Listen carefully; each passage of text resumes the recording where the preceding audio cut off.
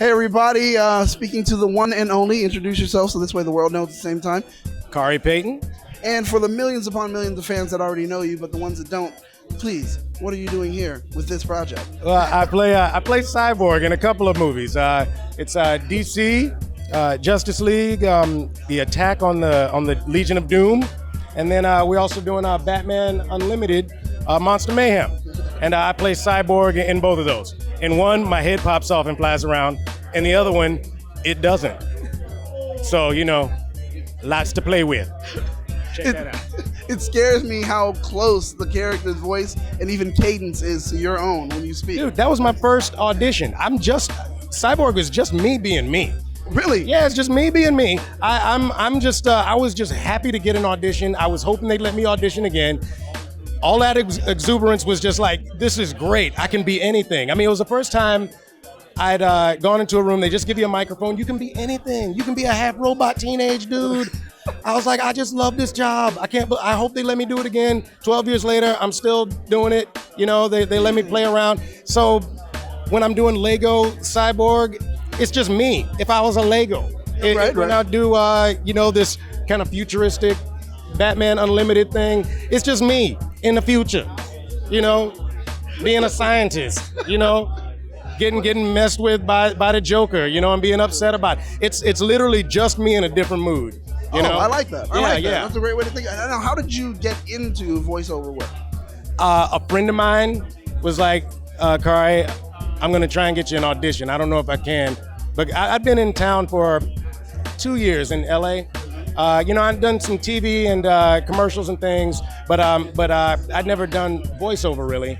And a friend of mine got me this audition. I walked in there, and there were all of these faces that I knew from, every TV show from the '90s and stuff. And I was like, I'm probably not gonna get this, but you know what? Let's just go and have fun.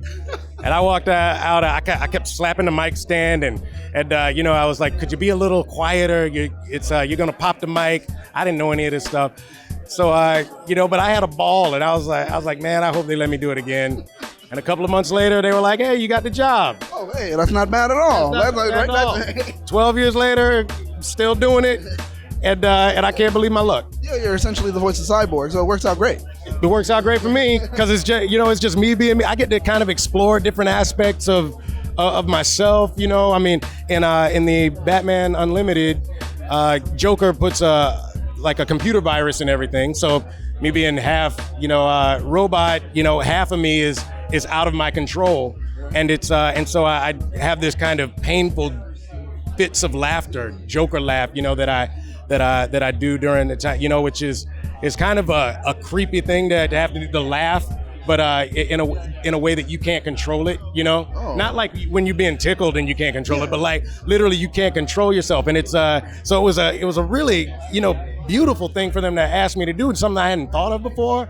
And so I love that all of these different versions of Cyborg, that I get to explore. It literally is kind of me being able just to tap into my own creative, process and have more fun. Lego Cyborg is just me more caffeinated, I guess. More caffeinated. Okay, I can go for that. For that.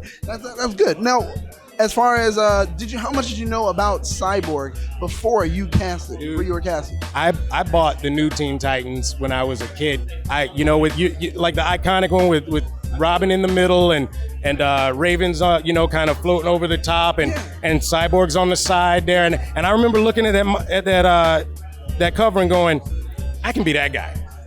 I was like, I got it for that guy. Okay. And then years later, I get this audition, and it doesn't look a whole lot like him, but I was like, dude, I think that's the same, and I was like, oh my God, I could not believe, that's what I was getting to voice. Fortuitous circumstances brings it all together, and now here it is, full circle. You are now Cyborg. I'm the voice of Cyborg. It's kind of crazy, and it's crazy that you don't usually get jobs that kind of keep feeding you, for so long. And how lucky is it that they keep calling me to do it, Yeah, I mean, it's a great thing, especially, you're known now for being Cyborg. I mean, that's one thing that's even amazing to me because I'm a fan, so it's big. Yeah. And then knowing that like everyone else gets to see it. And I know you mentioned you have a daughter. Yeah, I've got 2. Yeah. Oh, 2. Oh, wow. So how is that like working with them? They're like Daddy so Cyborg. Awesome. Are you kidding? I mean, from when they were very little, they always knew that Daddy was doing the cartoons and everything, and so they're big superhero girls. I mean, big superhero girls, and they just they yell at the screen when my character comes on. They're like, Daddy, do you remember when you said this and you were being funny, or my 3-year-old is like when I'm in a fight with a villain or something, she's like, Daddy, punch him in the face, I was like, that's all right. Girls got to be aggressive. Yeah, understandable. You got to be able to stand up for herself. Because I've got a daughter too, so I understand. I love the whole daddy's girl thing. The kind of and to see how their brains, totally understand. It's me. Yeah. It's my voice. And they totally get it, and they just they have a ball. They have a ball. It is an awesome time in my life. That's good. To be doing.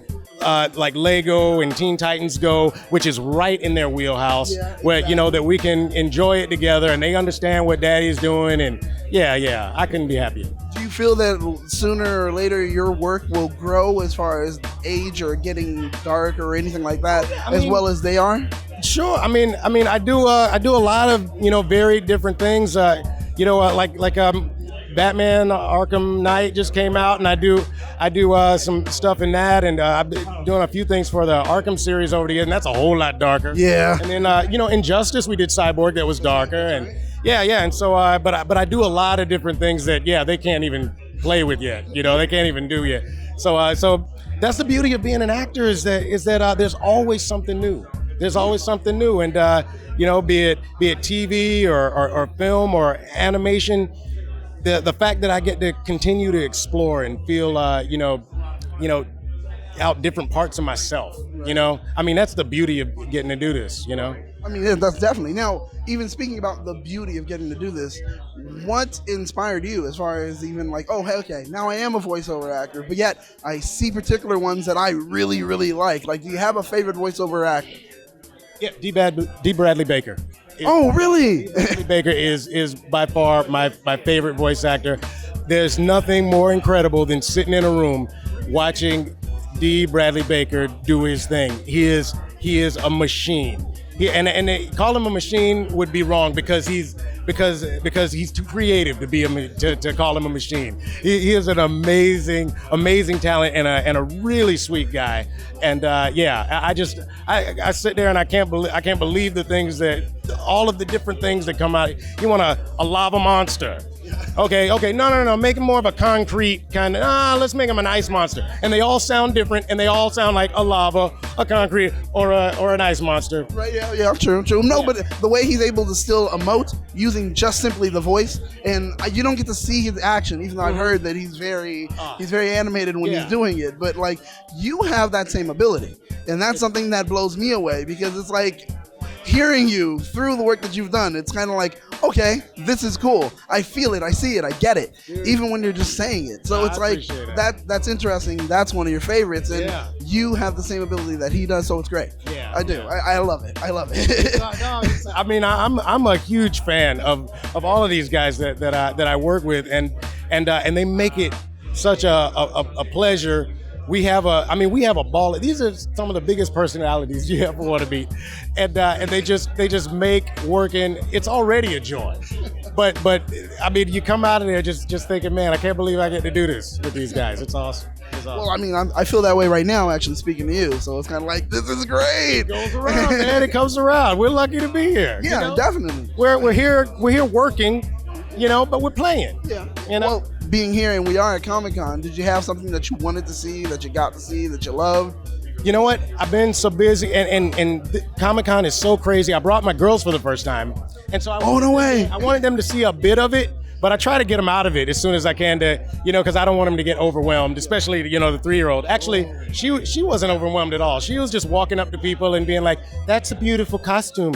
Can I take a picture? She's just such a sweetheart. Well, she's the people person, clearly. Exactly. So she's but the problem was that my wife was freaking out because she was like, we're gonna lose her in the crowd, So I just picked him up and we go back to the pool. Okay. We go back to the pool. But yeah, I actually still have to get to see. I want to see. I play Azrael in Arkham Knight, and I think that they gave me all of these collectible figures, but they hadn't made Azrael yet, and I think he's on display. I really want to see if he's on display there. Oh, dude, you gotta see it. Actually, he is, and you've got to see it.